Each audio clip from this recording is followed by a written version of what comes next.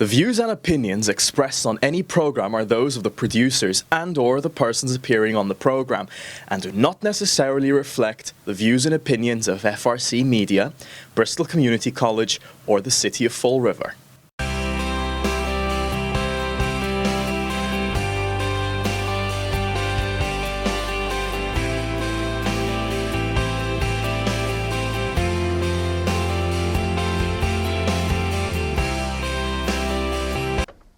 Welcome once again to our view on public safety. Once again, my name is Richard Aguiar. I'm the Chief of Inspector Services and Director of Fall River Emergency Management. Today I have a very good guest today, Jean Fox. She's the Director of Public Engagement. Now, Jean, your title's changed a few times. Oh, yes, it has. Since I met you many years ago. It started as project manager. Project manager. Before the project was in construction. And then when it moved from MassDOT to the MBTA for construction, that's when I get into the public engagement role. Yeah, because I know your first card that I received, it was communications or something, and it's like, yeah, so it's changed a few times. But anyway, South Coast Rail finally came to Fall River, to Lakeville, Freetown, New Bedford, long time waiting, but as we spoke about for the past 2 years at our safety committee meetings, there are concerns, there will be concerns, and you are probably the person who's versed more on those safety issues than anything. Well, let's just touch on a few bases. What are the main concerns that you have along the tracks from, New Bedford to Fall River? I mean, there's what are your concerns? Trespassing. Trespassing. A lot of it, you started to go down this road, I think, is the homeless populations that we have in the region. And that includes Taunton as well. They're not the folks that are listening to our safety messaging. They're not getting online to find out when the trains are running. They're just doing their thing, and they kind of use the railroad tracks as sidewalks to get from point A to point B. Those are the folks that I worry about most. And then the second major concern is grade crossing safety. So Fall River doesn't have a single grade crossing, but not everyone in Fall River stays in Fall River. They're going to go over a grade crossing at some point, so it's important to understand those flashing lights and those gates mean something. They mean stop. And those are the people, the sad statistic is every 3 hours in this country, a person or a vehicle is struck by a train. Let's talk about the homeless. I know in Fall River we have homeless along the tracks, and I think the not the state police, the environmental police yes. come down and they try to kick them off the tracks and stuff like that. But you can do that, but it's a constant thing in Fall River, and I guess New Bedford is the same. New Bedford and Taunton, it's the same kind of issue. They get moved from one site and they move on to another, and they like the railroad tracks because they're typically a bit secluded, so that they can feel out of the way. They don't necessarily want to be out in the public. We don't know why people are homeless. There are so many reasons for it, but we do know that we have a noteworthy population of homeless people here in the city. And I also want to point out that other trespassers are people doing some simple things that they could fairly safely do in the past: walk the dog, go sightseeing, just take a stroll. But the worst offenders there would be the people on ATVs and dirt bikes, because they can't hear a train over the roar of the engine, and they typically try to get out there when they don't think there's traffic. But we're in a new landscape now, aren't we, Chief? We have trains all the time. I think when you look at the tracks, particularly in Fall River, there's not really much room on either side of the track. There is not. And for an ATV to try to drive back and forth, it's going to be a precarious situation for them, because it can't. Well, remember a couple of years ago we had a car that got on that Tipsy Seagull. Yes, we did. Drove almost a mile and a half up along the tracks. On the tracks. I mean, how did that happen? I mean, it certainly wasn't the GPS. It was something else. Yeah, I mean, but the ATVs. The other thing people need to remember is you have the tracks. When a train is on those tracks, it overhangs the tracks substantially. So even if you're next to them and you think you're out of the way, it's very likely you are not. And here in Fall River, as you well know, we have areas where there's really little room on either side of the tracks. Yeah, so you don't have a place to run. No, and it's and that's the problem. So we talked about ATVs, and I do know that you have a program for the schools. Yes. To educate the kids in the schools. We do. I was in Durfee last week, actually. Oh, wow. Yeah, saw a lot of kids, and I have to say, a very receptive audience. We hand out materials, we talk to the kids. It's called Operation Lifesaver, and it's a national program, and I am an authorized volunteer for that program. But even before Operation Lifesaver, my program, South Coast Rail, developed its own Safety First program, which includes videos that are age appropriate. So we have one for elementary school, we have one for middle school, we have one for high school, and we have a general public one. They're short videos, but they deliver an impactful safety message. Now, are the kids receptive to those? Yes. Well, at Durfee they were. I can't say that's true everywhere. Yeah. But at Durfee High School, I was very impressed with how interested the kids were, not just in coming and picking up some swag, but finding out a little bit more about what it means to be safe around tracks and trains. Yeah, I mean, it's important to educate the young people.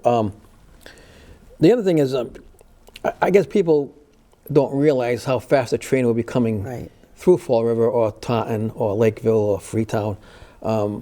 What is the top speed? Because we hear different things that's going to be coming, like, the long stretch from Freetown to Fall River, they're going to pick up some speed. They're going to go 79 miles an hour. Yeah, because that is stretch. Yeah. So most of what you're going to see in the city, because they're coming into the city and leaving the city, they accelerate and they decelerate, but they'll get up to 50 or 60 in some stretches. So they're not. Remember, the freight trains used to go at 10 miles an hour. Yeah, back and forth. Right? Yeah. And they used to go on the old rail, which was we call it jointed rail, but it's a clickety-clack sound. So not only was it molasses in January in terms of speed, very slow, but it was loud. And you could ascertain direction, and you knew you had time to get out of the way, and they only ran a couple of times a week. Yeah. So the freight trains now, as we spoke about, South Coast Rail, commuter train, is going to have the right of way. Every time. And if the freight train's coming through, it's going to be pushed over into the depot, correct? Well, there's sidings at the depot. So there's sidings. They'll be dispatched so that there's no interference with the commuter rail schedule. They are running days again. They ran nights while we were under construction. But the nice thing about this is that with the new rail and the new infrastructure in place, freight can travel a bit faster, which means their business can actually expand, which is good news. The more you can put on a train to move, more product you can move by train. First of all, you can move a lot more of it, and it's fewer trucks on the road. You still need the trucks to do the last mile, but you can move a lot more stuff. So freight is very excited that we have upgraded the rails so they can travel faster and move more product, but commuter rail will always trump freight, yes. Good. And you have so many brochures. I do. That people can actually go online and yes. And get these brochures, correct? That is absolutely right. And we also have some through Operation Lifesaver. Anyone can reach out to me or go to Operation Lifesaver Massachusetts and request them. South Coast Rail paid for a lot of these because we translated them. Right. They only had them in English and some in Spanish, and we went and did a whole bunch in Portuguese as well. Well, New Bedford, and Fall River and Taunton. Big huge Portuguese populations, and some of them really, that's the first language. And Spanish as well? Absolutely. So we have a lot in Spanish. We even did a few in Creole, and we did some in one of the Chinese dialects. So, oh, no kidding. Because there's a little bit farther north, there are huge Chinese populations as well. Yeah, I guess towards Brockton and Quincy is so a lot of those communities. So these materials, you're right, are wonderful. They have the same basic information, but they are targeted to different audiences. So pedestrians and bikers. There's some for school bus drivers. There's some for EMS. They're targeted for different uses and people. Do you think there'll be a problem with kids on the tracks, because kids are always mischief? And in Fall River, once again, everything is pretty much fenced in. Right. And you can't really access the tracks through the gates. Now we know there's gates. There's gates. When we first did the project, the evacuation plan, when I did this, there was only one gate on Quarry Street. Quarry, right. And now they opened up 4 or 5 more gates. Exactly. Alden Street, where they're going to have the transfer propane tanks and stuff. But no one can access those gates because they're locked anyway. They're locked. They are not, yes, they are locked. You cannot get through those gates unless you're authorized.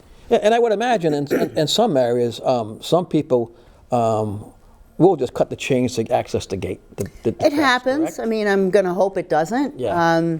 We do know that people do like to trespass. There's areas near the station where they've climbed up a hill to get up on the railroad tracks. Oh, down in Wall Street? Mm-hmm. Oh. Yep. So that's happened in the past, and it's youth, it's mischief, it's things like that. It's also, when you're 14, you kind of think you're immortal and you can outrun anything. Mm-hmm. But that's why we have these talks, Chief. We want people to understand you can't outrun a train going 50 miles an hour where you have no place to go. Now, how about a lot of people using the trains? Yes. Yes? We've had, of course, the first week was free. Yeah. That's a temptation. Right. And it allows you to acclimate, to get used to it. A lot of people in our region just never rode a train. Right, wow. So, what I had to do the last couple of weeks was interesting, just try to tell people how to use the apps. The M ticket to get your ticket and what the pay to park app is so that you don't have to worry about it, and encourage people who are eligible to get the discounted rate. But, it's worth it. Yeah, and it's, I actually have to go up to Boston to Civic University and to the State House next Wednesday, and I'm thinking about taking the train. Me too. I'm going up Tuesday. I'm taking the train. Yeah, because it's going to be a lot easier than driving and finding a place to park. Parking. Yeah, it's a congested city. It's a wonderful city. I love going to Boston. I just don't like the process of getting to and from. This is going to make it a lot easier. Yeah, and I think the State House is like 50-minute walk from there or something. It's not far at all. From South Station, it's not far at all. No. Nope. So, yeah, and it's a great opportunity for everyone because I guess the last time we had trains coming here was, 1950 something? 58, and then we got a bailout by the state for one more year, but there was no ridership. Remember, we had an interstate highway system. We had opened the Southeast Expressway and Route 24 in the late 50s. That was a car in every driveway era. So what happened is railroads were struggling financially, and many across the country shut down in that period of time. And what's happened for us in the Northeast, we're densely populated. We backfill all our highways. Mm-hmm. The minute you open a lane, it's crowded. Oh, yeah. And there's no real estate for more highways here. There just isn't there. You can't widen 24 because it's a wetland. I mean, there's things like that. So we need to have options for transportation for everybody. Because we live in Fall River or New Bedford or Freetown or Lakeville or Berkeley, we should be able to get to and from Boston, and Boston should be able to get to and from us without the uncertainty of highway traffic. Yeah, and I think when we had these committee meetings to focus on safety, Yes. for the safety of the passengers, but human error, like what happened the other day, things could happen. And I think I've been to New York on the train with my wife, and I think I love the trains. It's a safe way to travel. But I think most of the concern for public safety people is an incident on the train, and we had an incident where we had a train derailment. A tree stump came down, hit the train, and ruptured it, and all parties were involved. It was quite the effort to and the response from the train company. Mass Coastal. Mass Coastal. They were tremendous. They are phenomenal. Mass Coastal, yeah. Yes. They really righted the wrong very quickly. We had a diesel spill as a result of that. It was a big diesel spill. Big diesel spill. So they had to address that. They got on it. They worked with you, made sure that you had what you needed, and that was actually very well managed. I will agree. And people really don't think much of. They think fire, police, EMS, but emergency management plays a big role in all this stuff. Certainly does. When it comes to disaster, because we're communicating between the city and MEMA and resources that we can get from them. And that's why we're required to do a plan, to put in the East plan. That's the emergency response book for the city. But I'm pretty proactive in Fall River. Yes, you are. So I, did the plan, and it speaks to, public safety, evacuation, you saw the plan. Yes. Destination points, so forth. And I think it's you have to mitigate a situation. And that's why all public safety people involved with this have to be unified command to work as one team. Exactly. To resolve a problem that should occur. I mean, we hope nothing ever happens, but we should have plans in place if it should happen. And yes. I do know on the fire side, training division has plans in place. They have a response plan, and Freetown, the fire chief of Freetown is pretty proactive. Chief Ashley, he has been. Ashley, Harry Ashley, he's a good guy. He's a good guy. And the wonderful thing about the EMS and fire departments in this region is the mutual aid component is there, but also just that collaboration, that collaborative spirit is there. But you're absolutely right.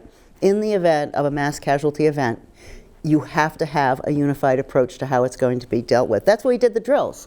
Yes, and we right? had we had we did the online drill and the hands-on drill. That's right. And it's funny because people really don't realize the training that was involved in all that stuff. Right. For the public safety people and fire, particularly fire and EMS. I don't think the police really got involved with that too much. Not as much, no. Well, they'd be more about traffic management at that point. But you guys would be boots on the ground, getting anybody injured, off, triaging, all of that. But it has to be managed centrally. Right. You can't have all the different departments coming in and doing their own thing. And that's what your plan is all about. Yeah, and that's what I said, Unified Command. We need to have a meeting. Yes. To sit down, tabletop, and say, listen, we know, everyone knows what they're going to be doing. Right. Fire is going to do suppression or rescue, EMS. But you know what?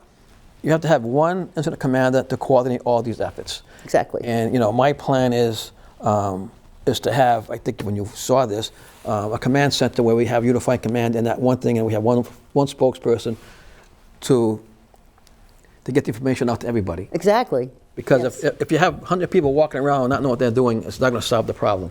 And for us down here, it's relatively new, this train. When you go up different parts of the country, it's old hat. This is old. This is what they do all the time. Yes. So they do this all the time, but for us, it's new. It is new. So we have to learn. We're gonna make mistakes, and that's why. When the last public safety meeting, I said, well, we should meet again in 3 months. I told everybody that. Only because if something should happen, we should discuss, hey, this is the weaknesses, this is the strengths. How are we going to handle this now? It's a learning experience. We're opening up a whole new service, a whole new transportation mode that people are unfamiliar with. And despite our best efforts, we still see a lot of trespassing. We still see a lot of recreational use. So I think we can safely anticipate that we need to be in front of that so that we don't have any horrible thing happen. I agree. When you said that at the meeting, that you wanted to reconvene after Revenue Service launched to see if there was any troubleshooting that we could do, planning ahead, I thought that was brilliant. And I think if you had consensus in the room, I'll say that. And I think that we already had one issue, as you know. Yes. So I think we have to address that. Hey, listen, we have to educate these people not to do this stuff. And I think you already addressed that situation, right? We have. It's unfortunate that it happened because really, if the training had happened, it wouldn't have been an issue probably. But we also have had people out monitoring. We've verified that everything's functioning properly. So that's what you have to do. When a call comes in, you have to respond, and that's what we did. Yeah. Well, human error. Exactly. And let's hope it doesn't happen again. And even vehicles, we had some of that already. We had a car dodge a gate. Yeah, it's, people, unfortunately, people just don't pay attention. They just think, oh, I'm going to beat this. Well, you can't beat it. A lot of it is just not being focused on driving. And it doesn't just happen at grade crossings. It happens on the highway. We've all seen it. Where somebody's just not looking in the rearview mirror, not paying attention. But with grade crossings, that's a life and death situation. Well, we don't want to do that. It's funny you mention that because not only railroad tracks, the Boston Road and Northeastern Avenue, I was stopped on the Boston Road. I was heading east, and a school bus full of kids was coming north on Eastern Avenue. Yeah. I had the red light, the light changed green, and she flew right through the red light full of kids. Oh, my. And I looked at that, and I said, oh, you got to be kidding me, right? That's not good. No, not paying attention. So it doesn't only could happen at a railroad crossing, it could happen at an intersection. It can happen anywhere. Anywhere. People need to be vigilant behind the wheel. That's why we say no cell phones. That's why we say please pay attention. That's why you'll notice at every grade crossing there's additional striping on the road. So if your eye is drawn to that, maybe you'll think, oh, I should be paying attention. Well, you have to stop before those lines, correct? Exactly. Yeah. Exactly. You stop before those lines. And school buses know to stop at every crossing anyway. But people don't. They're not tuned in, or they're on the phone, or it's critically important, and it sounds trite, but it really is important to stay vigilant when you're behind the wheel, when there's train traffic or any kind of traffic. So let's educate the public somewhat. So if a train is coming down and the arms go down. How long will it be before the train hits there, the lights go off? How does that Right work? away. So what happens is the lights and bells go first. Right. So say you're in a vehicle and you're coming to that grade crossing and you're entering the grade crossing and the lights start, you need to go. Because there's like a 5-second gap between when the lights, the flashers are illuminated and the gates descend. You don't stop, you don't back up, you go. And that does happen. Sometimes you're driving along and suddenly you're in the middle of a grade crossing and the lights go. And it can be a little disconcerting. But the rule of thumb is you keep going. If you stop, you're creating a problem for yourself. If you back up, you could hit someone and then you're both stuck on the tracks. Go. You have time. It's kind of like trying to beat the yellow light before it turns red. Kind of that, and they're at a different timing too, you know, it depends on the intersection. Yeah. But we know that we have a gap between when the flashers start being illuminated and when the gates begin their descent. And if you get hit by a train at that speed, there's no surviving No, that. there isn't. Not likely. It's No. You saw at our meeting, we showed the video of the fire truck. Yeah. Oh, that was Down crazy. in Florida. Yeah. It went around the people who were stopped at the crossing, went through the crossing, and the fire truck was literally cut in half. Yeah, it's crazy. I mean, Yeah. I don't know why anyone would take a chance like that. That was not, well, they were on their way to an emergency, and I think maybe they weren't thinking. Yeah. But that was an eye-opener for many, many people. Don't mess with grade crossings. And particularly, if you're going to try to cross the track and something happens, you're probably going to get stuck there. Yes, And exactly. you can't get off the track. You're going to be stuck there. You can get hung up on them. Get hung up, and that's go. it. And just go. You have time. Yeah. But that once the gates are down, that train's going to be through pretty quickly. And then the gates go back up the minute you're not sitting there for hours. You're sitting there for maybe up to 45 seconds. So when you come down to Fall River, and then it goes back the other way. Now, are these two locomotives, one on one side, one on the other side, or there's only one? No, they're push-pull.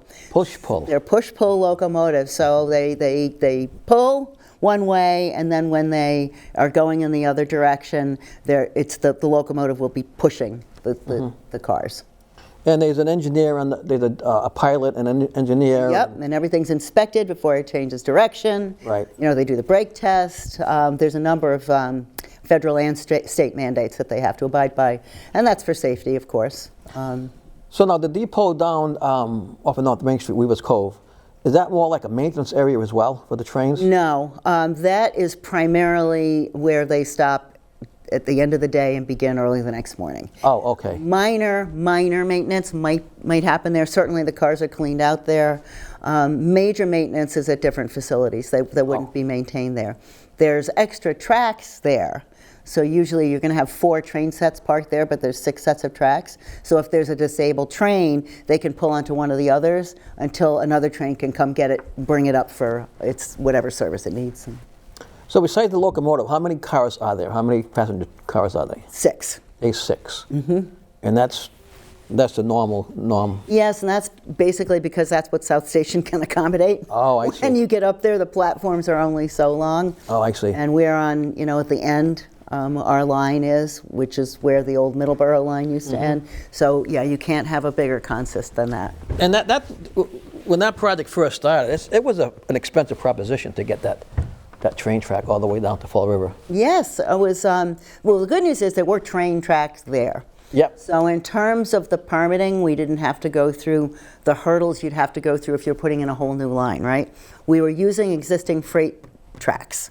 But it was $1 billion investment in the region to construct this. When you go down like River Street all along there, there's old existing tracks. Yeah. So of course they're all covered up. Now, back in the day, how far did the track actually go to Providence? Did it go all the way down? How did that? It certainly went.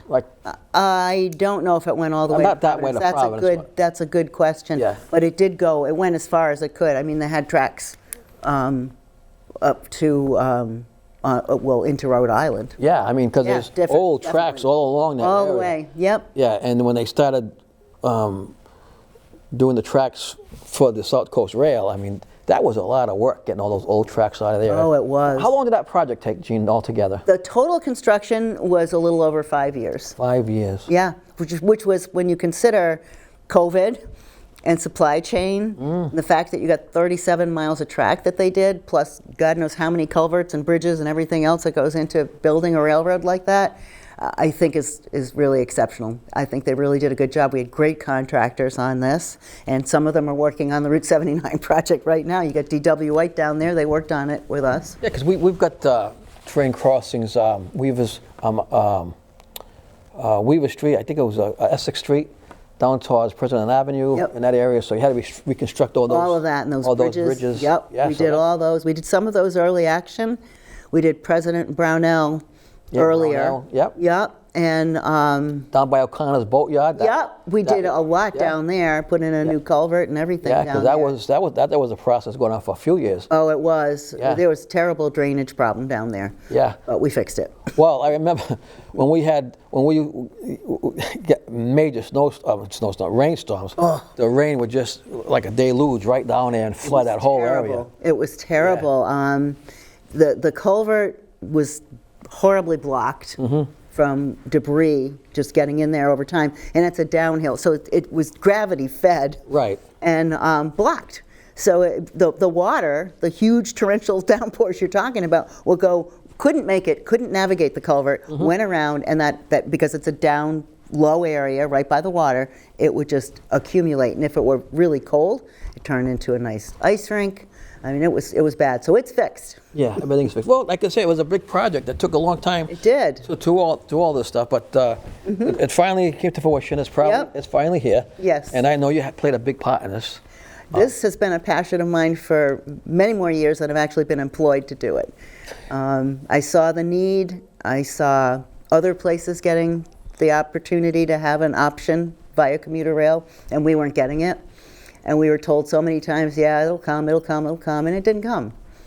So I was honored under the Patrick administration to step into the role, even though there was no funding identified, but to continue the environmental review process, which we did. We saw it through environmental review and permitting, and we got it to construction. So it took years. Somebody had to take the lead on it because it would never gotten done otherwise without your help. Well, I thank you for that. I'm sure there are other people as crazy passionate as I am, but I do think it was an important project and we deserve it. So I think, probably what we should do, maybe in 3 months when we have our public safety meeting. Sure, we are. We can come back and address different things and concerns that people should be aware of and not aware of, and different crossings and stuff such as that. And hopefully, by that time we'll have different information. And probably we can, the webpage for people to get these brochures. They're at just Google South Coast Rail. You'll find links. Yeah, please. All this stuff. It's really good. It's not a heavy read, and they are in different languages. Yep. The blue sign you have on that one over there, every grade crossing has a blue sign. Yep. So if you see an incident at a grade crossing, please call that number. Yep. Each one has an identifier too, so that dispatcher at that number knows to tell a train to stop and protect. There may be a problem at a crossing. So that's important information too. There's a lot of great information out there. Take advantage of it. I want to thank you, Jean, for coming today. Thank you for inviting me. On the show, Our View on Public Safety. That's our show. Thank you, everyone, for watching. Thank you.